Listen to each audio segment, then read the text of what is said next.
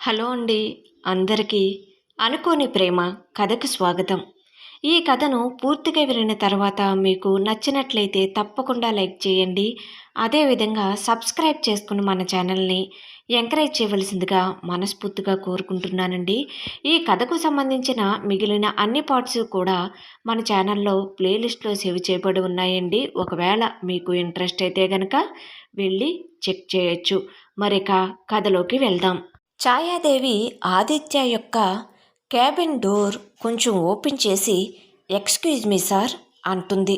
లోపలికి రావచ్చా అన్నట్టుగా. కూర్చుని ఉన్న ఆదిత్య ఆ మాట విని హా ఎస్ కమిన్ అంటాడు. కొంచెం భయంగా లోపలికి వస్తుంది. గుడ్ మార్నింగ్ సార్ అని మళ్ళీ చెబుతుంది. ఎన్నిసార్లు చెబుతావు అన్నట్టుగా ఒక లుక్ ఇస్తాడు ఆదిత్య.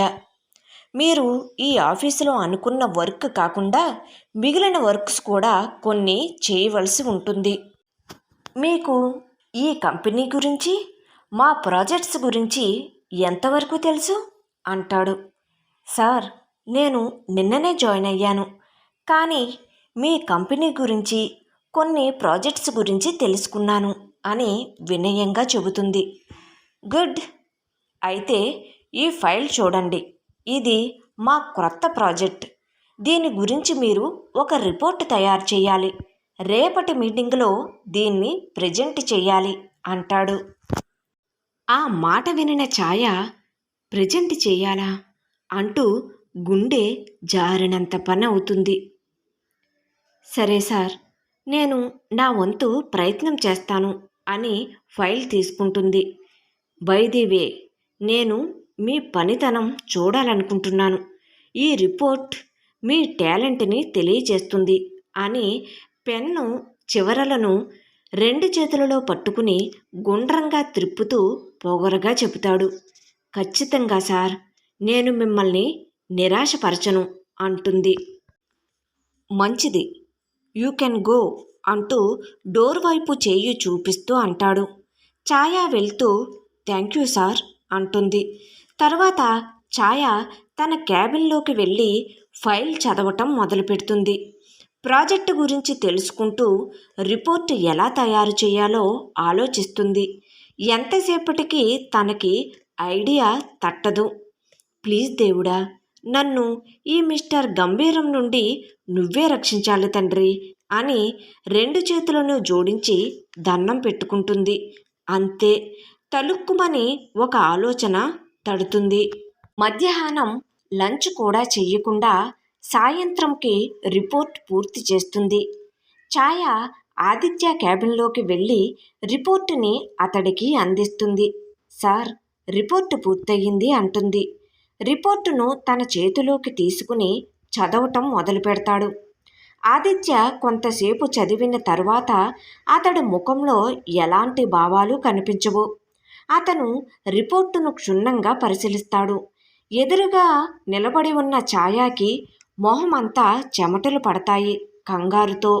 ఇది ఆన్లో ఉన్నప్పటికీ ఇది బాగానే ఉంది, కానీ కొన్ని విషయాలు ఇంకా స్పష్టంగా ఉండాలి. రేపటి మీటింగ్లో దీన్ని ప్రజెంట్ చేసే ముందు ఒకసారి జాగ్రత్తగా చెక్ చేసుకోండి అంటాడు ఆదిత్య. ఛాయ నిరాశగా సరే సార్ అంటుంది. మీరు మీ తెలుగు భాషా పరిజ్ఞానాన్ని ఉపయోగించారు, అది మంచిదే, కానీ టెక్నికల్ విషయాలను మరింత స్పష్టంగా వివరించడానికి ప్రయత్నించండి అంటాడు. సరే సార్, నేను రేపటి మీటింగుకు సిద్ధంగా ఉంటాను అంటుంది.